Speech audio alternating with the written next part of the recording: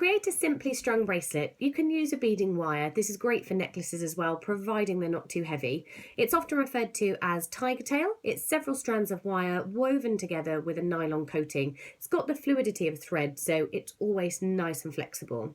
Now we use crimp beads to secure this, and often crimp covers or culottes, supplied in lots of the kits and very often in findings boxes as well. So to actually secure it, we're going to need your strung piece. You can either secure one end and then string your design, or you can do like I have and pre-thread your design. But bear in mind, especially for sizing, you're going to have your clasp, a jump ring and a culotte or crimp cover on either side. Now you can always line them up on your bead mat, measure how long they are and deduct that from the finished size that you need for your bracelet. That's going to give you then the chosen width for your design. I normally leave just over an inch, and I find that that's perfect unless you're using a large decorative clasp. In this case it's going to be fine, and I've pre-measured. I'm going to thread my wire up into the dome of the culotte. These actually have a small hole through the middle of the hinge. I'm then going to pick up a crimp bead, and I'm going to pass the wire back down through the hinge of the culotte or crimp cover. This way I've got a loop which is actually holding my crimp bead into place, and then taking a flat nose or a chain nose pair of pliers, we're going to squash this crimp bead. Because I'm using a crimp cover, I don't need to use a crimping plier, but you could then further squash that down into a nice little bead shape. The culotte will then come up and over and quite simply squeeze shut on either side of your crimp. You've got a little tail, and this is great for extra security. It's probably a little bit long here, so I'm going to trim off and leave perhaps 2 to 3 centimetres worth, and I'm going to thread that into my design. So that's going to be covered by some of the beads.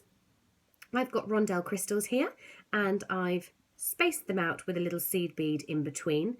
So I'm adding the tail right through all of the beads, and that's going to give me extra hidden security, but also a really smooth finish.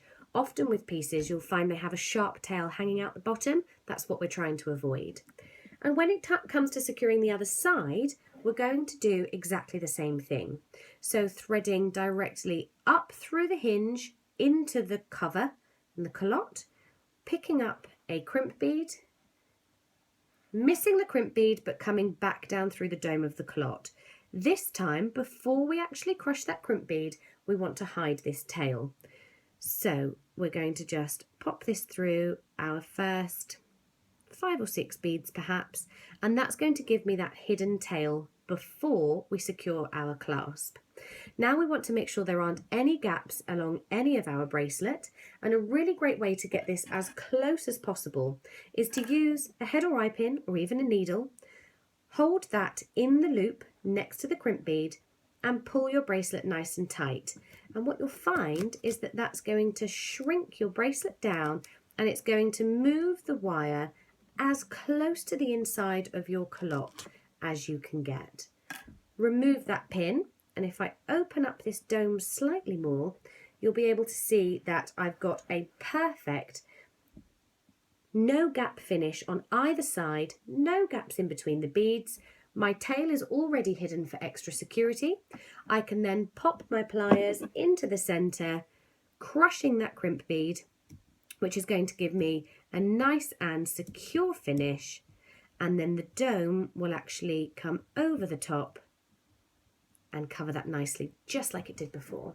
You can then take away that excess tail, use your flush cutters to get as close to the bead as you can. It's always better to finish next to one of your larger beads, because then any excess tail can be hidden, and you're then ready to secure and add your clasp and your jump ring on either side.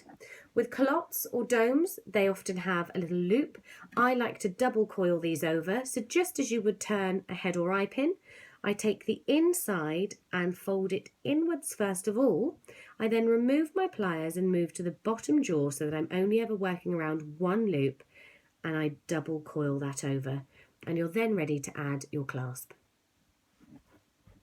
We'll do that with a jump ring. So you'll take a pair of pliers, twisting your jump ring open like so. This will come through the loop that we've created, and then add your clasp. And this is ideal for, like I said, simply strung bracelets or necklaces. You can even create multi-stranded pieces. If you are going to be using very heavy beads, it's a good idea to reinforce with 2 jump rings at the end, or perhaps even use 2 crimp beads.